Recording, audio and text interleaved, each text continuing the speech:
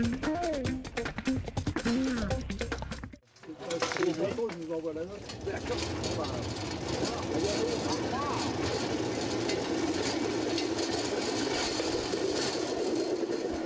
petit tour en draisine, ça vous tente? Allez, c'est parti sur la voie qui relie les forts d'Uxenier et de Bois-l'Abbé. L'ARFUP, l'association qui gère les lieux, a bien volontiers prêté son petit réseau ferroviaire à une autre association venue de l'Isère pour tester l'engin en question, fabriqué lui par les établissements Valdener de Saint-Étienne-l'Hermiremont, connu entre autres pour avoir livré les cadres de vélo des facteurs de la France entière.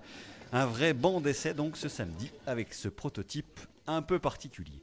Eh ben, elle est étroite par rapport à une draisine qui va sur les voies comme un train habituel, quoi.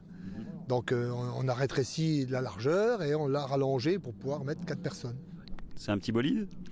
Normalement non, parce qu'il y a des normes par le ministère du Transport, on ne doit pas dépasser 27 km/h.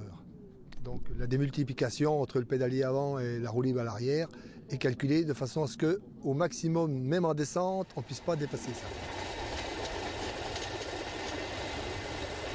Nous, ce qu'on souhaitait, c'est avoir un engin avec 4 places pour 4 adultes. Donc c'est la raison pour laquelle je suis dans vos Vosges pour tester sur la voie du fort d'Uxenier pour voir un petit peu le comportement de cet engin que M. Valdener nous a fabriqué. Et alors? Ma foi, les premiers essais semblent concluants. Hein. Disons que il y a quelques petites améliorations à faire, petites améliorations techniques, mais bon, il n'y a pas de gros problèmes majeurs.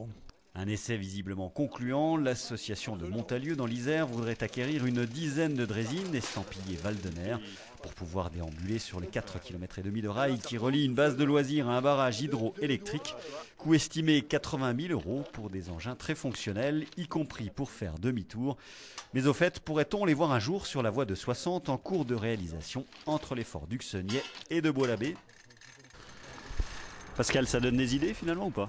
Ah oui, ça donne quelques idées, bien entendu. Ça permettrait au moins d'aller faire, sans aller jusqu'à transporter du public, ça nous permettrait à nous de pouvoir faire certaines liaisons rapidement sans avoir à sortir tout notre matériel, oui. Pour le public, je dirais que dans un premier temps, on va quand même s'engager, nous, vers nos différents matériels récupérés, donc matériel moteur, avant d'aller voir plus loin. L'ARFUP se concentre donc sur son fameux TPV, le train à petite vitesse que l'on vous a déjà présenté sur cette antenne. Inauguration espérée en octobre 2009. Les draisines, ce sera peut-être pour plus tard.